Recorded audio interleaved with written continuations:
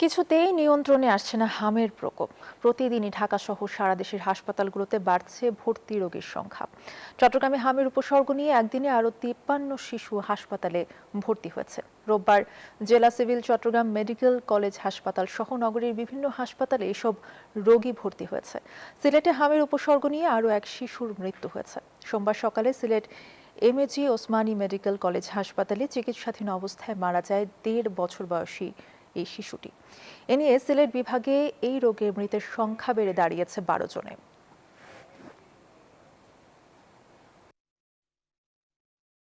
হামের পরিস্থিতি নিয়ে আরো খবর জানাতে রংপুর থেকে আমাদের সাথে যুক্ত আছেন সহকর্মী রেজাউল করিম মানিক। রংপুরে কি পরিস্থিতি দেখছেন হামের, এবং হামে আক্রান্ত হয়ে আরো কত শিশু ভর্তি হয়েছে হাসপাতালে?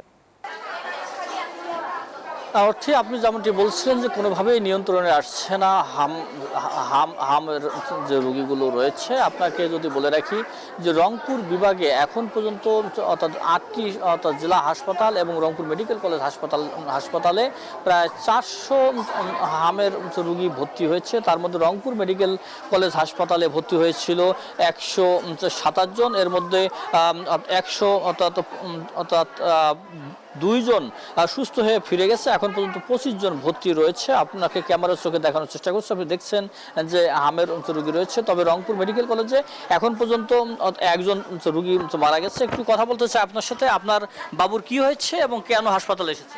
আমার বাচ্চার হাম হয়েছে, হাম রোগে ধরছে, ঠান্ডা, কাশি, জিবার গা হয়েছে, এই কারণে এখানে নিয়ে এসেছি। এখানে এখন আল্লাহর রহমতে এখন ভালো আছে চিকিৎসা দেওয়ার কারণে। ধন্যবাদ। কথা বলছিলাম একজন অর্থাৎ স্বজনের সাথে, তার একজন মায়ের সাথে। তিনি বলছেন তার সন্তান হামে আক্রান্ত হয়েছে। আপনাকে যদি বলে রাখি যে রংপুর মেডিকেল কলেজ হাসপাতাল সহ জেলার যে হাসপাতালগুলো রয়েছে প্রতিদিনই কিন্তু রোগীর সংখ্যা বাড়ছে। তো কোনোভাবেই কিন্তু নিয়ন্ত্রণে আসছে না রংপুর বিভাগীয় হামের পরিস্থিতি। এই ছিল আমার কাছে রংপুর মেডিকেল কলেজ থেকে হামের সর্বশেষ খবর। ধন্যবাদ আপনাকে। রেজাউল করিম মানিক জানাচ্ছিলেন রংপুর থেকে।